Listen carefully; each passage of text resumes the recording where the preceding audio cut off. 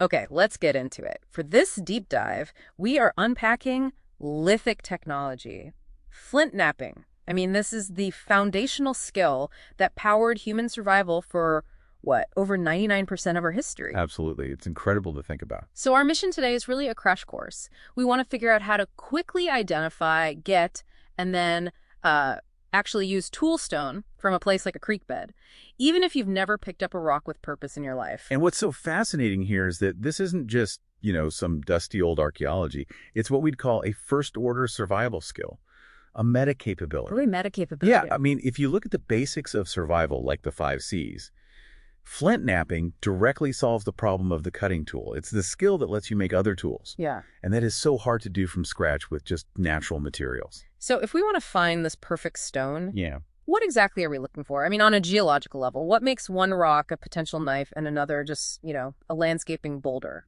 Right. Well, the secret, it's all in the internal structure. The stone has to be either cryptocrystalline, so think chert, or flint, or it has to be amorphous, like obsidian. And why is that so critical? Because what you're doing when you strike it is you're controlling a shock wave. When you apply that focused force, the wave moves inward in a very predictable pattern. It's called a Hertzian cone. A Hertzian curve? Think of it like dropping a pebble in still water. You, the napper, are just controlling that ripple inside the stone.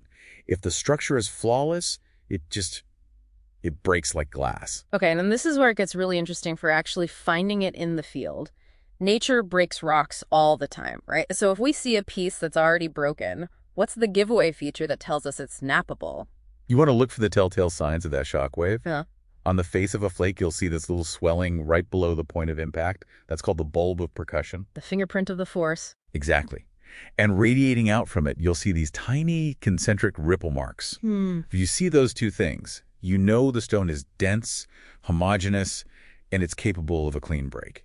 The problem I always imagine, though, is that rivers are great at sorting stones, but they also round them all off, and they create that thick, weathered rind. The cortex. Right. And it completely hides the quality of what's inside. So if everything's hidden, how do we test the quality without, spending all day breaking open every single rock? We have two really crucial field tests for that.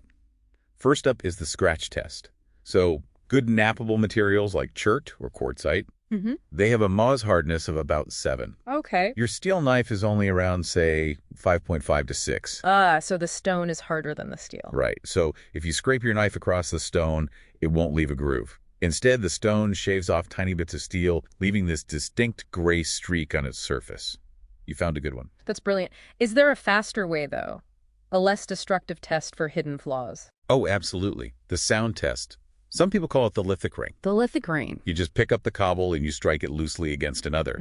If it's dense and free of cracks, it gives off this high-pitched, almost a clink or a ring, sort of like tapping a nice ceramic plate. And a bad one. A bad one gives a dull, dead thud. That means it's fractured inside or it's too coarse, like sandstone. You just move on. It's amazing that sound, that ring, it's the same test a hominid would have used 2 million years ago.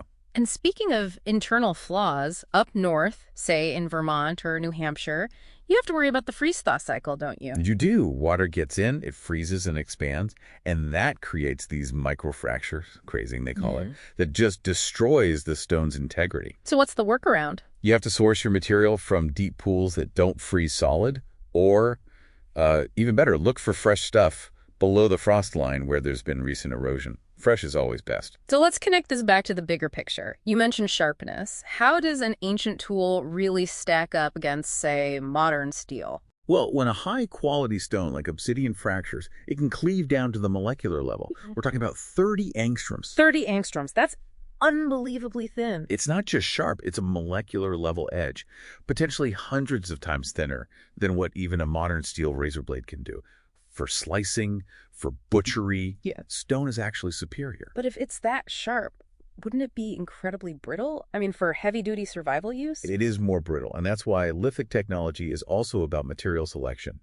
You'd use obsidian for fine cutting, sure, but you use chert for something more durable, like scraping or chopping. Right. And that durability connects right to making fire. For flint and steel, the stone, like the famous Mount Independence chert, it has to be harder than the steel and have a really sharp, acute edge, less than 90 degrees. That sharp edge lets you shave off tiny particles of the steel, which instantly oxidize. They burn, and that's your spark. So what this all really means for you, the learner, is that if you master this, you're basically carrying a potential knife, an axe, a scraper in every single riverbed you cross. It's the ultimate field resource. Which, it raises a really interesting final question. Given that a freshly knapped piece of stone is sterile, it hasn't touched soil or bacteria, and its edges are fundamentally sharper than surgical steel, how does that change your perspective on ancient medicine? Or even field first aid today? You should take a moment and look up some regional examples like Cheshire quartzite or maybe Kineo rhyolite and just see what kind of high-quality stone your local creek might be holding.